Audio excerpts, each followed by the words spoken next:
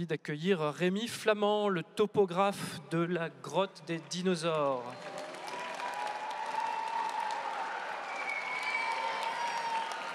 Alors Rémi Flamand, vous êtes photographe officiellement. Et comment est-ce que, alors en étant photographe, vous êtes devenu topographe? Topographe, ça veut dire, rappelez-nous, vous reconstruisez les volumes, c'est ça? Comme des cartes? Alors je suis photographe, je suis spéléologue. J'étudie le milieu souterrain par la photographie. Et la photographie est un merveilleux moyen pour partager le monde souterrain qui est inaccessible.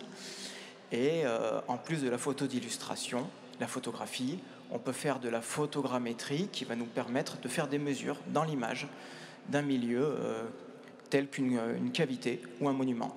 Voilà, donc là, on vous voit en train de travailler avec du matériel d'escalade. Alors, c'est pas vraiment du matériel d'escalade, puisqu'il y a un métier qui correspond à cet équipement-là. Dans le monde du travail, comme là sur la photographie, on va avoir un équipement de cordiste. En spéléologie, on va avoir le matériel du spéléologue. Donc ça va nous permettre de franchir des difficultés qu'on va retrouver dans le milieu souterrain naturel, comme les verticales, les puits. Tout ça, c'est pour la sécurité et ça, il faut être formé pour utiliser tout ce matériel-là. En plus de la sécurité, c'est que c'est notre moyen d'accès. C'est-à-dire que c'est notre unique façon d'accéder à des sites qui ne pourraient pas l'être en temps normal.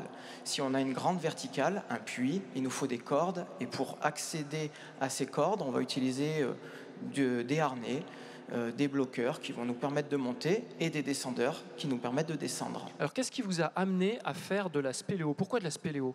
J'étais photographe, je me suis intéressé aux légendes de mon département, je suis sur le Massif central.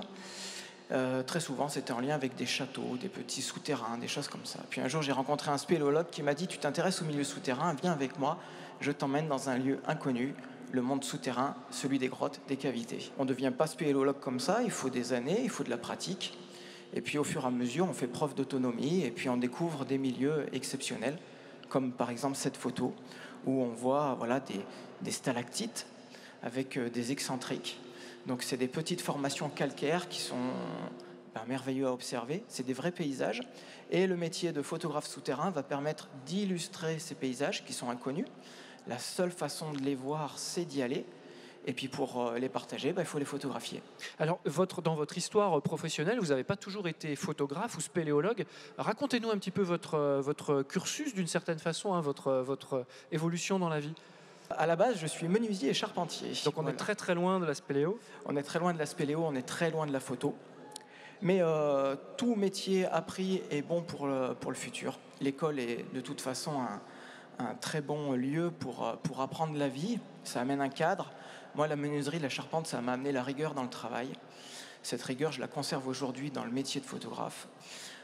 C'est un métier que j'ai apprécié. J'ai eu malheureusement un accident de la vie, un accident de moto, qui m'a contraint de changer de métier. Et puis je suis parti dans le domaine de l'artistique. Alors, les feux d'artifice, la pyrotechnie, là aussi beaucoup de techniques, mais aussi de la lumière, de la couleur. Et puis glissement, j'ai dérivé jusqu'à la photographie. La photographie m'a permis de contempler des paysages, puis les paysages souterrains. Et aujourd'hui, en plus de les photographier, je les cartographie. Donc là, c'est le travail de topographe. Aujourd'hui, on utilise des scanners 3D, comme vous avez pu voir. Et ces scanners 3D embarquent le matériel du photographe, donc des appareils photo. Et en plus d'être presque géomètre, il faut être aussi photographe, il faut être aussi spéléologue. Donc il faut avoir plein de cordes à son arc pour pouvoir arriver dans ce type de milieu. Et alors là, justement, sur cette photo, on voit que vous commencez à rejoindre des problématiques scientifiques parce que vous êtes dans une grotte peinte, ce qu'on appelle une grotte ornée. Et là, c'est extrêmement important de prendre des photos et de bien représenter les parois pour des raisons archéologiques, c'est ça? Ici, on est à Fond de Gomme, une grotte ornée, donc une grotte préhistorique. Il faut imaginer que ces peintures ont été peintes il y a 15, 16 000 ans, peut-être 20 000 ans. Ici, pour des besoins de conservation et de médiation, cette cavité, elle est vue que par 80 personnes par jour, mais elle est quand même visible. Donc vous avez peut-être la chance, vous, de pouvoir voir cette cavité, parce qu'elle est accessible au public, avec des quotas qui sont relativement faibles. 80 personnes, c'est pas grand-chose.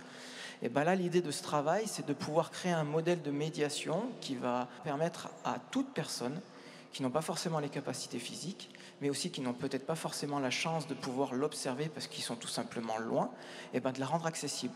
Et là, le métier de photographe, il est très important parce que On va avoir respecté la cavité déjà lors de Alors, dans notre respecter, ça veut travail. dire que quand on va la visiter, on risque de la détruire parce qu'on respire, on produit du CO2 et ça altère les peintures, hein, c'est ça. Tout à fait, c'est ça. Donc en fait, pour des moyens de conservation, on est obligé de limiter l'accès. Et moi, mon travail, ça va être de rendre accessible ce qui ne l'est pas.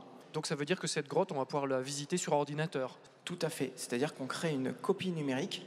Et cette copie numérique, grâce à nos moyens informatiques, eh ben, elle est accessible à tous. Il n'y a pas que des grottes que vous allez visiter, même si elles sont ornées. Vous avez aussi des missions pour faire de la reconstruction d'architecture du passé. C'est des questions de préservation de patrimoine cette fois-ci. Donc on n'est pas dans des grottes, mais c'est les mêmes techniques, c'est ça? On a parlé jusqu'à présent des grottes naturelles. Il existe aussi le milieu souterrain anthropique qui a été créé par l'homme. Donc ça va être les mines, ça va être les souterrains. Les souterrains qu'on va avoir, comme ici dans un château fort. On est dans une réserve d'eau pluviale qui permettait, en cas de siège, de pouvoir tenir. Et, Donc là, on est au Moyen-Âge, en gros. c'est même encore plus vieux. Plus vieux, ouais. Une des plus vieilles forteresses de France. C'est Polignac, sur la Haute-Loire. C'est mon département natal. Et on a fait, par la même technique, on a utilisé des scanners 3D, de la photo, de la photogrammétrie, pour pouvoir préserver ces sites, les rendre accessibles, les analyser et pouvoir mieux les comprendre. Eh ben, merci, un énorme merci pour ces photos absolument incroyables. Merci à vous.